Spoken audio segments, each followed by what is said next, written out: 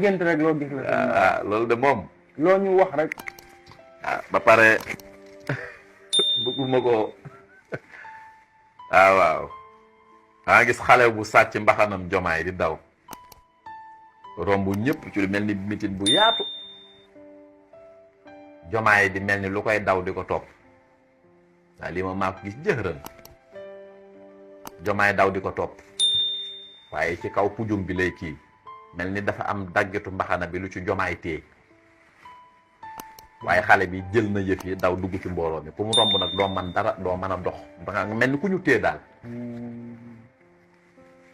loolu nag ay yëf la gis nga man maa ngi wax sénégalais yépp dafa jë sama ñaari gaay yi lépp lu leen bëgg a laal man dinaa ko gis man maa gis loolu man maa ko gis ñu am luñ jël ci moom di daw te mbaxana la mais kon boo ko gisee di nga ko génne karax. déedéet non man du ma ko gis la ma ci war a def ba ma xëyee laa def la ma ci war a def sax dama bëgg a def alerte wax nit ñi na leen lu bari ay nit a ngi koy waaj te ñun yàlla am na tuuti lum ñu ciy wan te ñu ngi koy xam.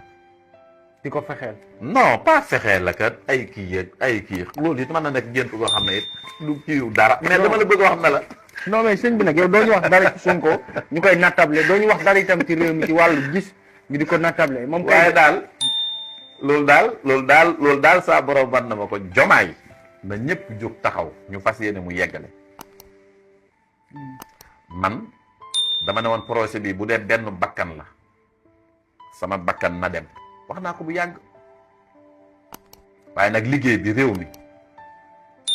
jamono ji sax loolu am na politique boo xam ne ñu bare ngi ciy jóg di wax nangam toog muy dox toog muy nangam toog muy dox baat boobu xam nga fu mu jóge ñu ko moom dëgg-dëgg moo tax ñu bari tontu nañ ci te sénégalais nañ bàyyi lii maa ngi koy waxaat ñi nga xam ne dañoo nekk ci télé yi nañu bàyyi temps antenne yi ñu am ñu ci fay bor ak di ko ci leble nañ ko ba loolu mooy temps antenne bi nga xam ne moom nga am ci sa biirub télé nga ñëw war a wax ak nit ñi ci xam-xam wala ci dëgg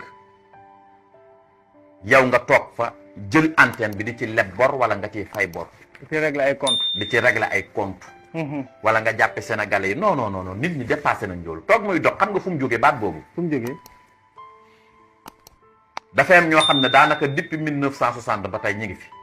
amuñu bureau ci ministère yi wala feneen ak feneen ba noppi seeni contrat ak seeni biir continuer di dem am na ñoo xam ne tey ñi ngi ci biir mairie yi wala fenn ak fenn duñ génn seen kër te seen salaire da leen fay fekk te liggéeyuluñu réew mi dara ñooñu dañoo toog muy dox dëgg la tey nag yow bu dee gàtt nga xel ni sëñ Mara chaque jour yaa ngi nit ñaa ngi lay woo yaa ngi ci àll bi yaa ngi deflee yaa ngi talul sa bopp nga bëgg a fireeku ne ñi man la ñuy waxal loolu gàtt loolu du xam-xam quoi dëgg yàlla